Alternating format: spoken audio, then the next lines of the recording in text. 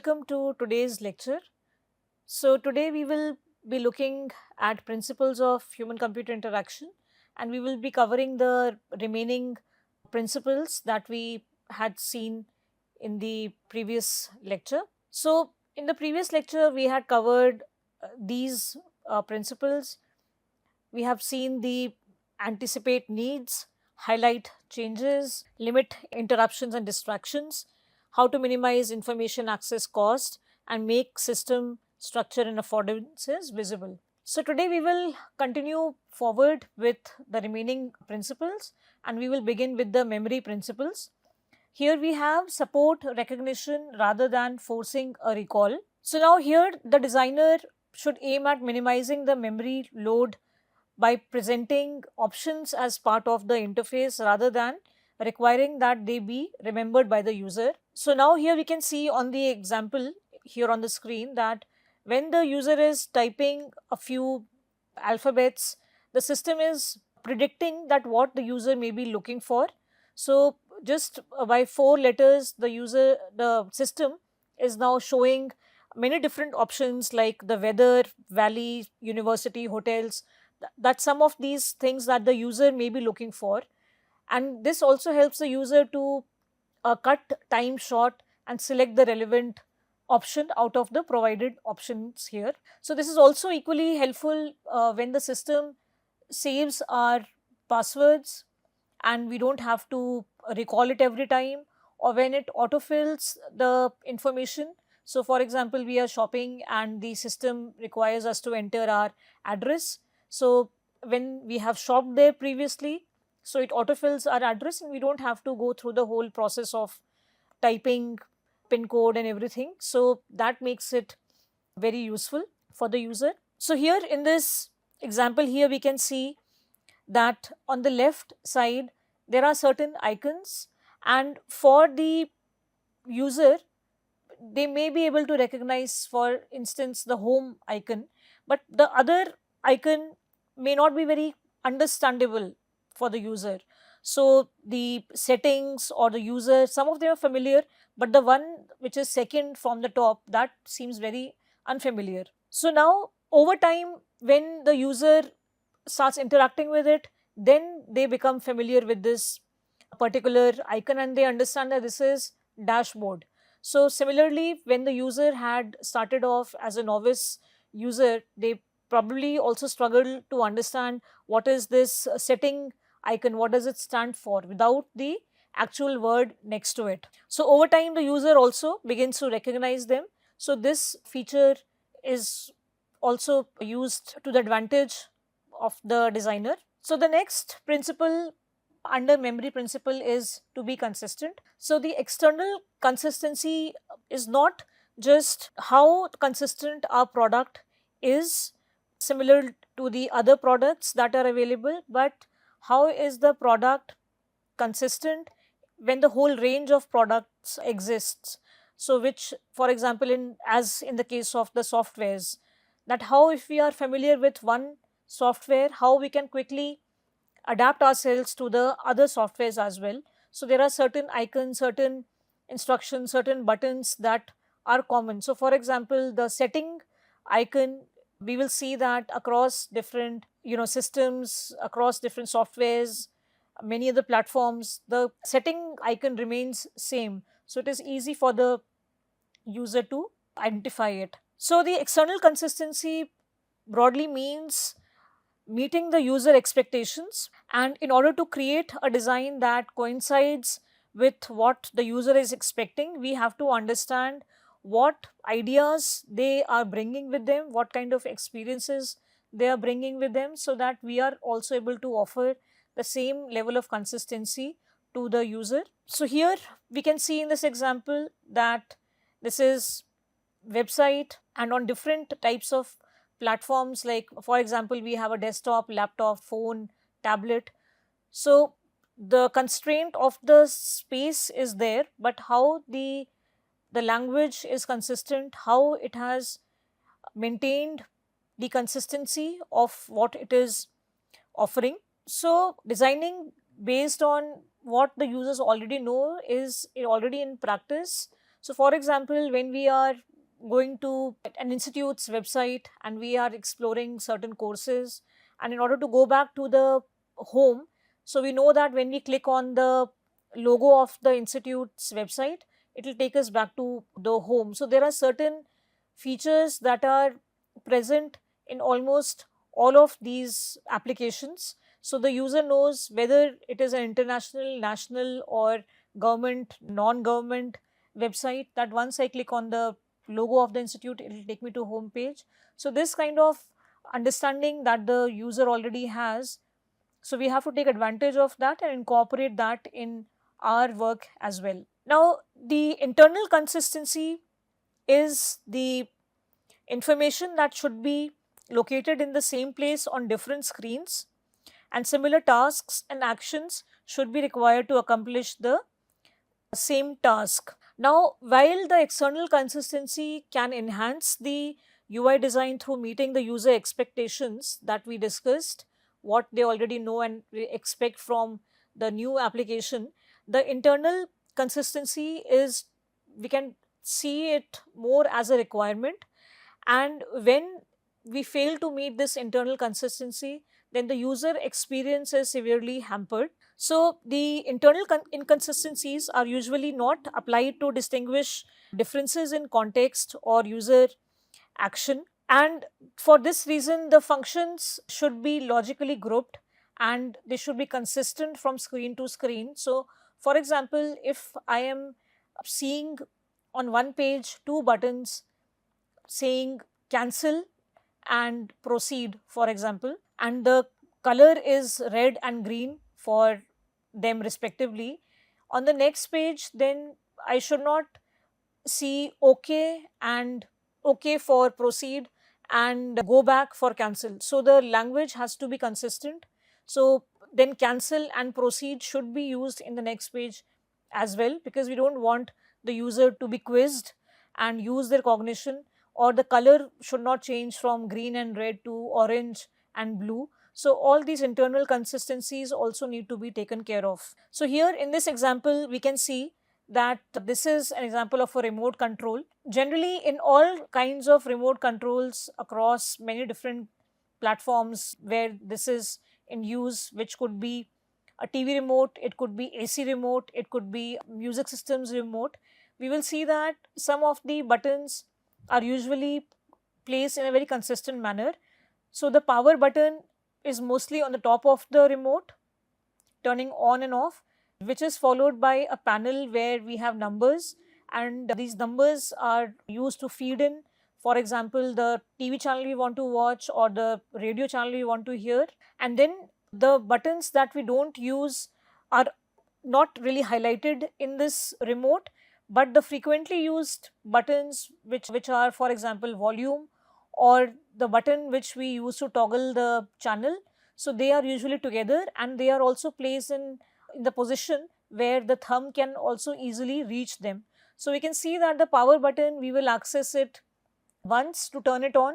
So it is at far top. When we are holding the remote comfortably in our hand, we will not be again and again pressing the on off button, but we will be using the volume and the channel navigation button. So they are placed together and also where the thumb will easily reach them. So this kind of sensitivity is required on part of the designer. So this kind of sensitivity is required by the designer, and some of the ways in which we can do this is with the help of color. So keeping the color consistent. So like I mentioned, if we are keeping red for cancel, green for go ahead, then it should be consistent. Like here also on this remote, we can see that the red color denotes that something which needs to be turned off, for example. So typography, wherein the text, what text we're using for the heading, what text we're using for the other content. So this consistency of the text also we need to maintain. And language, so again, if we are using yes and no for some communication, then we have to maintain yes and no in the future pages as well. It cannot change to reject and accept, because that will again confuse the user. So consistency in all these areas is essential to be maintained. In our mental model principle, next we have is the match systems to the real world. So the software interface should use concepts, ideas, and metaphors that are well known to the user and help them map naturally onto the user tasks and mental goals, because they already have experience of using other applications, other products. So they should be able to use these seamlessly. Our software has to ensure that, and also avoid designing interface elements that make people confused and make them feel they don't understand it, because this will lead to people ignoring things they can't understand. So this is another thing that we have to take care of, any confusing information, because people will then not understand and they will end up ignoring this information. Our next point is make credible and trustable. So if people find the product trustable and credible, so chances are that they will use it more frequently again and again, and they will also recommend it to their friends and family, and the user base will increase over time. So some examples that I have already discussed in the past, wherein the user is getting the real time information, or the user understands that the system will only move forward when the instruction is given by the user. Now, for example, sometimes we notice that when we are purchasing some items online, we go to a cart and we see that the system has added a few items by itself in our cart, and then there is a small checkbox which we have to turn off so as to deselect these items that the system has predicted that we may want, because it may have seen our previous purchase history, and based on that they are recommending something. But recommending something and then putting something in our cart without us doing it makes the user lose their trust in the website, in the particular shopping application that the user is accessing. So this credibility and trustability needs to be maintained.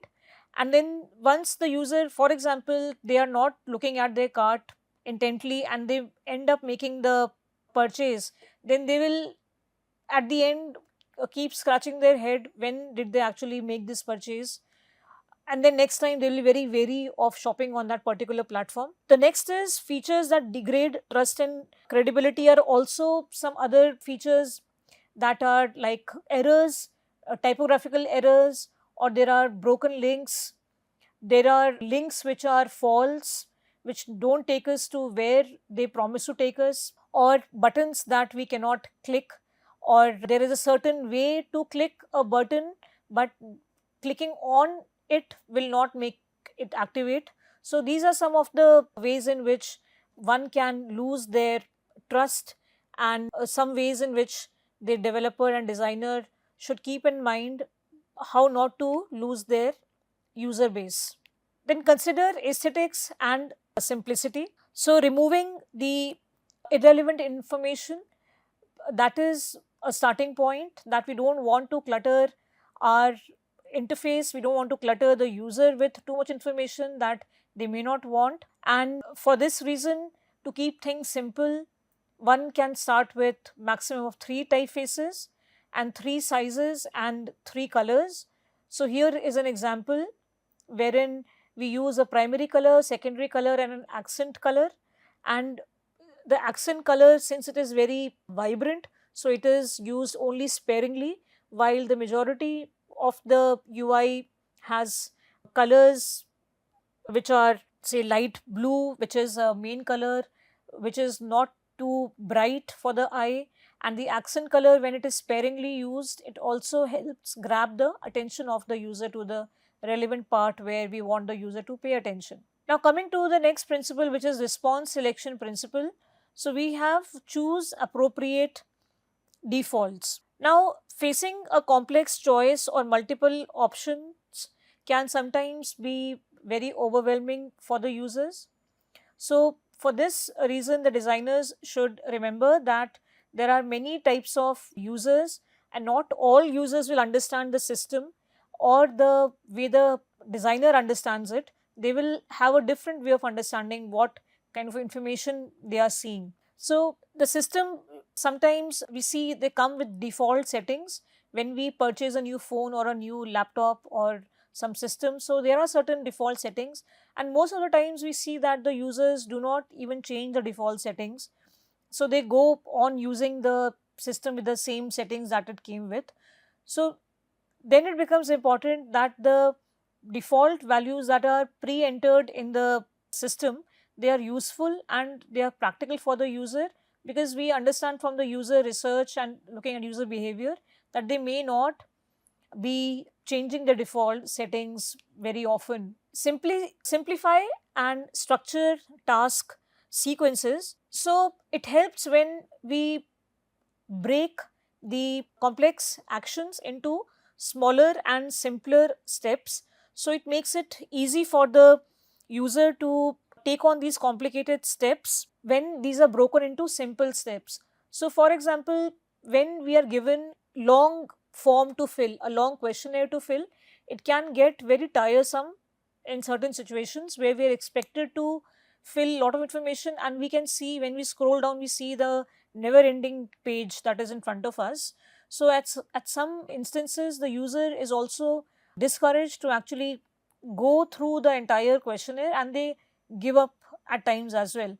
So when we break these questionnaire into smaller chunks, into smaller manageable parts, maybe with the help of some kind of headings, and grouping those questions in certain groups and presenting, so the user is looking at the task as a small task, and there is a sense of accomplishment after the first step. Then they are taken to the next step, the next set of questions or the group of questions, and so on. Also, if there is, like we can see here in the example, if there is a progress bar which can be represented in terms of percentage of how much work has been finished, or also with the help of the color, which is this bar which is moving to represent how much of the task is done. So this also tells the user the feedback that how much they have accomplished and how much is yet to be done. And so when we add these page breaks, like we can see here in this example, so this gives rise to multiple screens, and then it is much more easy to navigate by the user, because it is also clubbing the information together. For example, the demographic information of the user is in one section, how they have experienced a particular product is in one section, and how they would want the product to have certain attributes, it could be another section. So it will help the user also retrieve the information in a more organized manner, because this also lets the designer reflect on the questions and club them in such a way that the flow of this information, that is what we are seeking, is something that the user is also fluidly able to access, and the cognitive load on the user is also reduced. Make the system state visible. So here the prompt feedback really helps the user stay abreast with where the system is at. And here we can see in the example that once the task is complete and it is communicated to the user with the help of, for example, a text message, task complete, also tick which shows that it is done. So that gives the, a feeling of accomplishing a task, and also informs the user that the task is now done from their end, and now there is no other step that they are required to take. So this completion of the task can be communicated in several ways. One is visually, we can see with the help of this tick or some color that come up on the screen, or any auditory feedback which communicates that the task is complete. Support flexibility, efficiency, and personalization. So this is another principle where the goal is to give software that matches the needs of the user. So for example, to provide shortcuts to the user so that they can get through the work more quickly, and it accelerates their task that they are performing. And their, especially this is true for tasks which people are frequently performing, so they through practice, through recall, quick recall can be done and the shortcuts can be accessed. Then provision of personalization is where users can benefit from interfaces that can be tailored to their preferences. So that means by maybe changing certain colors, having certain kind of contrast, or having certain kind of buttons on my right hand side, or also the dark light mode and font size and other elements. Maybe I want to make them larger or smaller as per my requirement. So all of these features help in the flexibility and efficiency of the system. So here in this example, here we can see on the screen that how we can select the dark mode or the light mode on our phone or on our desktop. We also have the third option, which is auto. So it will automatically adjust based on the amount of light that is present in the room. It also allows us to select some accent color or the highlight colors and choose the size of the text. So it comes very handy, especially when people who have probably say low vision or elderly who struggle to read the number on their phones or the message on their phone. So they can personalize it by using the text, the font size which is large, so that the message appears large on their phone and they can see the message displayed in front of them. And then other features like the brightness and all of these features together make the personalization feature very useful for the user, and their task can carry out smoothly. Plus they also feel the sense of owning, because as humans we like to personalize our room, we like to own things, for example. And when our room, for example, we decorate with say fairy lights, or we have flower pot in the corner, so we are personalizing it. So in the same way we also like to personalize the other things that we own, for example our phone or other digital devices. So this also allows a user to make it feel like this belongs to them personally. Make robust to errors and explorations.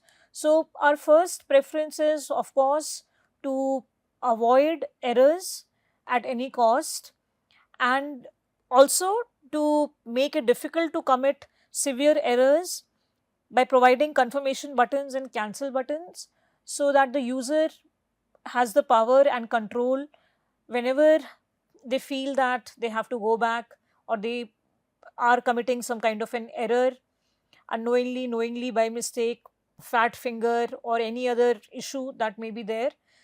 So then the cancel button comes handy. Also we see that suppose we are deleting some document from a computer, we may by mistake also have selected a document which we don't want to discard, but it has been selected while we are making the selection. So now the discarded elements go into a recycle bin, which again resembles the actual recycle bin that we have in our homes, a dustbin for example. And when we are going to empty the dustbin, so it again asks us for confirmation, do you really want to empty your trash, because you will not be able to access it.